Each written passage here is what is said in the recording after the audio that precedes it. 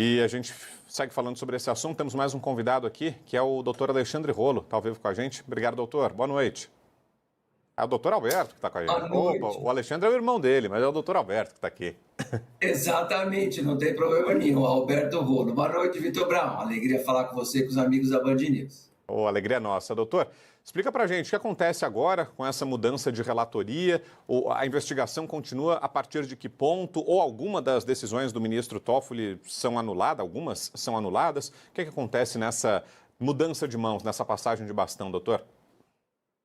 Então, na verdade, o novo relator vai rever as decisões, todas as decisões, principalmente, Vitor, com os olhos voltados para qualquer possível alegação de nulidade, que é o que você mencionou. Será que lá no passado alguma decisão do então relator pode gerar uma nulidade na investigação e depois no processo lá adiante? Esses são os olhos que o ministro André Mendonça, novo relator, vai olhar. E aí, se ele entender individualmente, já que é o novo relator com todos os poderes, que pode haver algum prejuízo na investigação, ele pode rever, pode anular e refazer não só alguma decisão do passado, como qualquer tipo de busca de prova, qualquer tipo de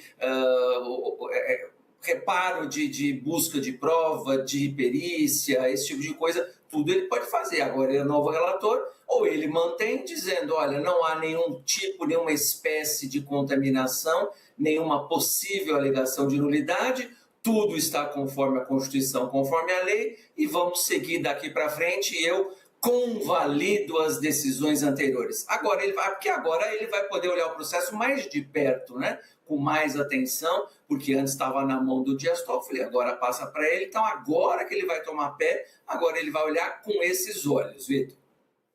Ô, doutor, e ainda há risco de alguma anulação? Isso foi muito falado ao longo do dia, né? Que houvesse o risco de que esse caso do Banco Master virasse uma nova Lava Jato, que decisões fossem anuladas, que até alguns dos réus fossem beneficiados.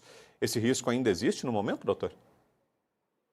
Eu ouvi essa comparação e ela é bem viva ainda na nossa memória, e justamente para evitar a notícia que houve uma reunião depois desse relatório da Polícia Federal, uma reunião entre os ministros, e isso ficou de alguma maneira decidido, né, essa troca de relatoria, talvez uma ligeira pressão para o ministro Dias Toffoli, né, entre os colegas, justamente para evitar qualquer nulidade. Então eu imagino que agora o novo relator, retomando essas investigações, retomando os trilhos corretos, né, sem nenhum tipo de dúvida, sem nenhum tipo de questionamento, ele vai olhar se é possível ou não, ou há necessidade de refazer algum tipo de investigação, ou algum tipo de decisão anterior. Agora, eu imagino que justamente, aí eu respondo sua pergunta, Vitor, justamente por causa disso, para evitar a alegação de nulidade futura, é que essa providência foi tomada agora. Por isso que eu falei que deve ter existido uma ligeira pressão. Os ministros, os colegas devem ter falado para ele, para evitar lá na frente que a gente volte a uma nova Lava Jato, é bom você sair agora, e foi o que aconteceu. E para fins jurídicos, doutor, existe uma diferença entre a saída do ministro por iniciativa própria, que foi o que aconteceu, né? Pelo menos o que o Supremo divulgou no comunicado, que o pedido de suspeição da Polícia Federal não tinha base legal e que então o próprio ministro estava decidindo se retirar do caso. Existe uma diferença entre isso, uma saída voluntária do ministro, e se de fato ele tivesse sido declarado suspeito, aí as circunstâncias poderiam ser diferentes, doutor? Não, juridicamente não existe nenhuma diferença. O que acontece na prática é que há a mudança, a alteração do relator. Então, daqui para frente, todas as decisões passam para o novo relator. Agora, se você quiser anotar alguma diferença, seria as possibilidades de uma arguição, de suspeição ou impedimento, agora ficam nulas, porque é o que consta, o ministro André Mendonça não teria nenhum interesse, né?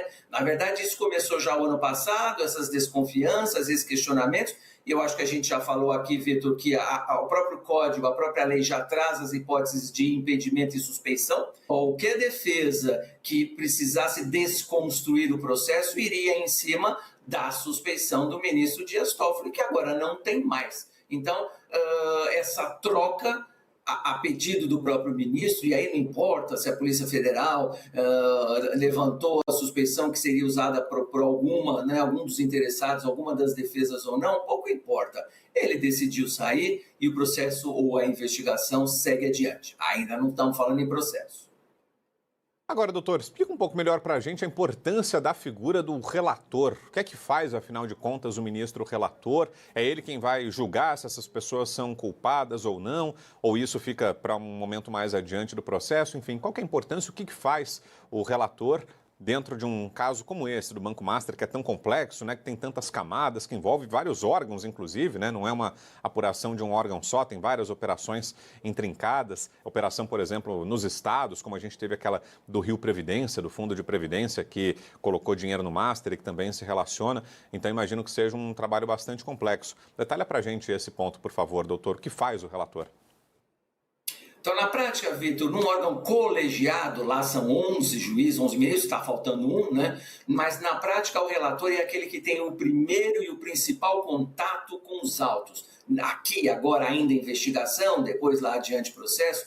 Então é ele que direciona os trabalhos, é ele que pede e defere as provas do Ministério Público, direciona o trabalho do Ministério Público, da Polícia Federal, defere mais prazo, indefere, quebra de sigilo. Então é ele que decide nesse momento tudo aquilo que vai ser feito no âmbito do inquérito. Como você mencionou, é uma investigação muito complexa e é ele que direciona.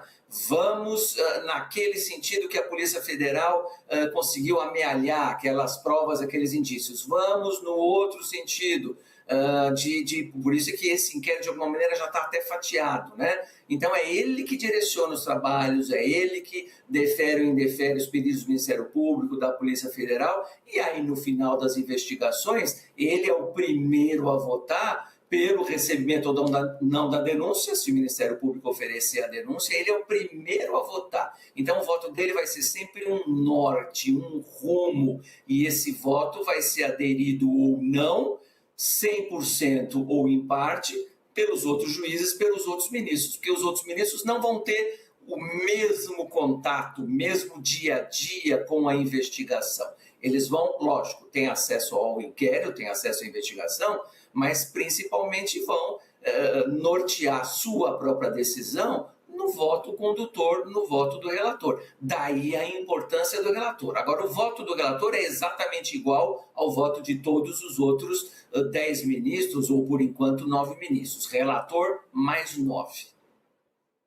Perfeito, tá aí a palavra do doutor Alberto Rolo, nos ajudando a entender melhor, então, essa troca de relatoria do caso Master no Supremo Tribunal Federal. Repetindo a informação para você que está chegando agora, saiu o ministro Dias Toffoli e agora André Mendonça é o novo relator do caso. Foi essa confirmação que chegou há poucos minutos de Brasília. Obrigado, doutor, pela presença aqui, como sempre. Bom ouvi-lo e boa noite. Boa noite, Vitor. Sempre uma alegria estar com você e com os amigos da Band News. Até a próxima oportunidade. Valeu, até mais.